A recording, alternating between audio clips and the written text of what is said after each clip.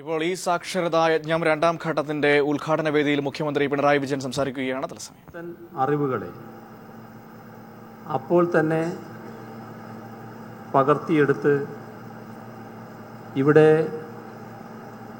പ്രയോഗത്തിൽ വരുത്തുന്നതിൽ നമ്മുടെ നാട് പിന്നിലല്ല. സ്റ്റാർട്ടപ്പ് സംരംഭങ്ങൾ മുതൽ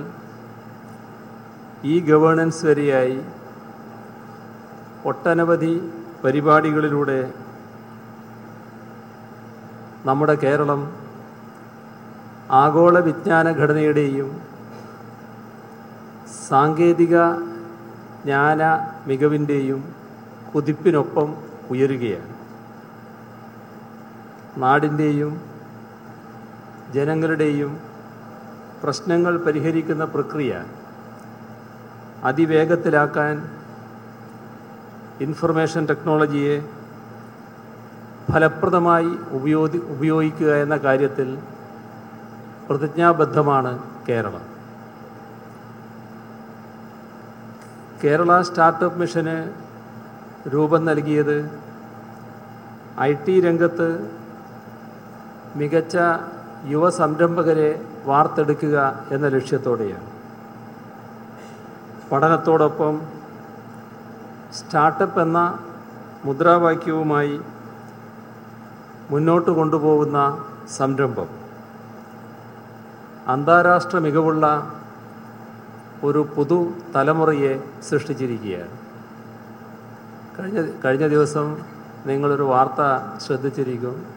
4 യുവപ്രതിഭകൾ കോളേജിൽ പഠിക്കുന്ന കാലത്ത് തുടങ്ങിയ സ്റ്റാർട്ടപ്പ് അതിൻ്റെ വികാസം വന്നപ്പോൾ ഒരു അമേരിക്കൻ കമ്പനി അത് ഏറ്റെടുത്തു.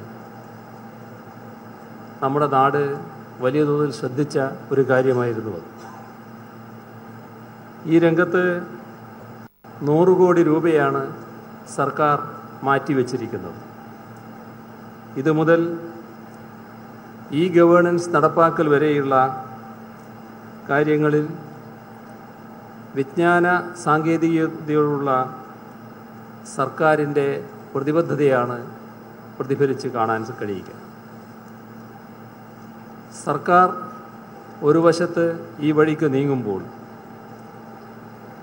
അനൗദ്യോഗികമായും അനൗപചാരികമായും ഈ രംഗത്തേക്ക് നമ്മുടെ നാട് നീങ്ങേണ്ടതുണ്ട്. അതിനനുസൃതമായി തന്നെ ഈ ആധുനിക വൈജ്ഞാനിക രംഗത്ത് അനൗദ്യോഗിക അനൗപചാരിക സ്ഥാപനങ്ങൾ മുന്നേറുന്നു എന്നതും നമുക്കിവിടെ കാണാൻ കഴിയും. ഇത്തരം മുന്നേറ്റങ്ങൾ കൂടി ഉണ്ടാകുമ്പോഴാണ് നമ്മുടെ പുതുതലമുറയുടെ ആശയാഭിലാഷങ്ങൾ പൂർണ്ണമായി സഫലമാവുക.